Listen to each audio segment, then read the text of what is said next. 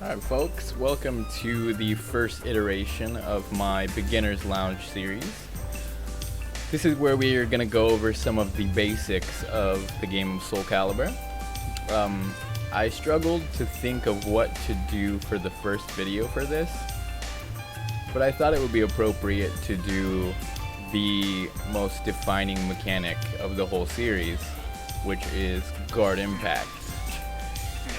It's what most everyone who knows the series knows pretty intimately, but they consistently change the way GI works over game from game, and this is the strangest GI has ever been, so I think we all probably could use a refresher. First of all, guard impact is performed by pressing 6 plus guard, or forward plus guard. There used to be a 4 plus guard or back plus guard in older games, but they did away with that in Soulcalibur 5, and this continued that tradition.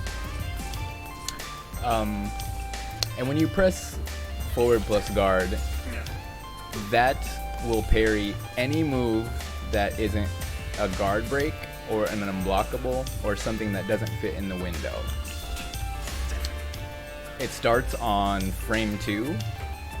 Even though this is Beginner's Lounge, I still assume that you are generally aware of the frame data in fighting games, so this starts nearly instantly. It starts to parry things, and that parry window lasts somewhere in the realm of 22 frames, so it's quite a large window. And overall there's 40 frames in the entire animation that is vulnerable, or not vulnerable, but 40 frames overall. So if you deduct the 22 from 40, that leaves you with 18 frames where you can whiff punish them. So you can visually see them whiff it and punish them with a BB or, something like that. The next thing I wanted to go over about guard impact is that while in the older games you would have to rely on good reflexes sometimes or a read, since this covers everything, it's quite buff. But it has two main deterrents, and that is whiffing guard impacts drains at least somewhere around 10% of your guard stamina, and that is the bar that dictates when you'll get guard broken. And there are attacks in the game that are designated to lethal hit a GI. So if he were to GI, I don't know what Geralt gets, but that move is just 100% coded to get massive damage on GIs. So that's something completely new to 6. It changes a lot of the guard break meta, pre, post, and everything.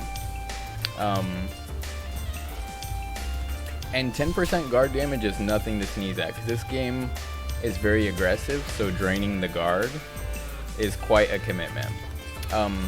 If you were to successfully guard impact something, that actually refunds the guard meter you spent. So it's kind of a decent idea if you know a string or a player's tendency, because you will get that guard meter back. So what happens if you get a successful guard impact? Well, you have to think that this is the strangest part of the new system. There are 3 different types of parries depending on what you guard impacted. The game is coded to have a level 1, a level 2, and a level 3 GI. And the frames you get where the opponent's vulnerable is 30 frames or more on the level 3 GIs, and that's usually coded for quick attacks.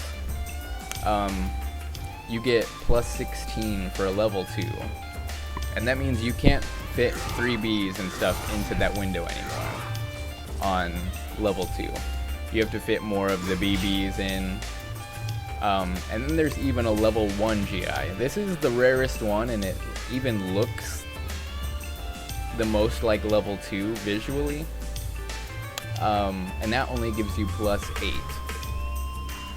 And that's just frame advantage in this game. There's nothing that can hit you at 8 frames.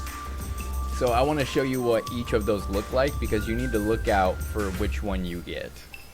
First I'll go over level 1 GIs. This is the one you'll see the least amount. This is how it looks to Geralt. He can block after 8 frames. Whereas if I were to do this move, this is a level 2. See, I'm knocked a little bit back. This one I'm knocked even less back. See, there is a discernible difference, but you have to be looking for it. And then level 3s look like this. You completely get knocked on your ass.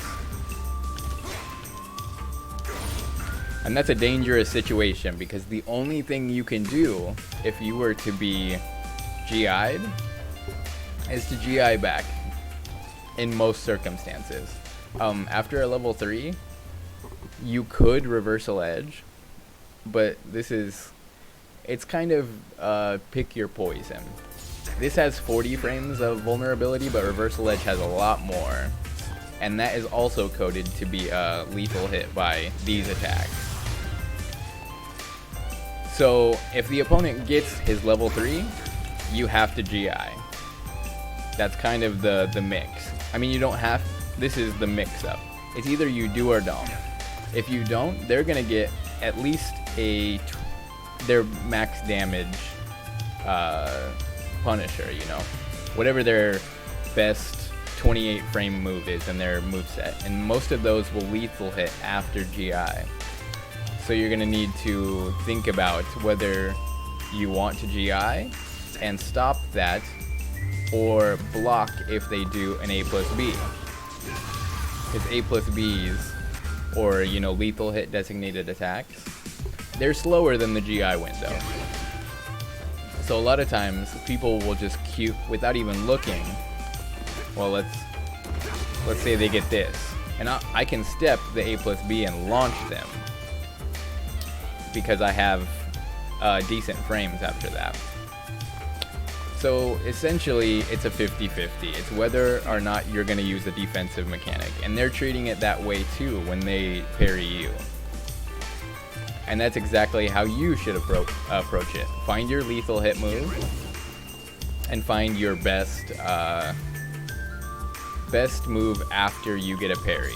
So for Geralt, I don't think this fits in, but whatever Geralt's best one is, you know, he could probably do something like that and get a combo. And if they don't GI, that's guaranteed. You can't use the block button after you're parried. So as you can see, if you've played previous titles, this has gotten very strange with the level system, with depleting guard stamina, with it covering all the levels, the break attacks being lethal hits. So it's nice to go over the refresher. That's the main things I wanted to cover in GI.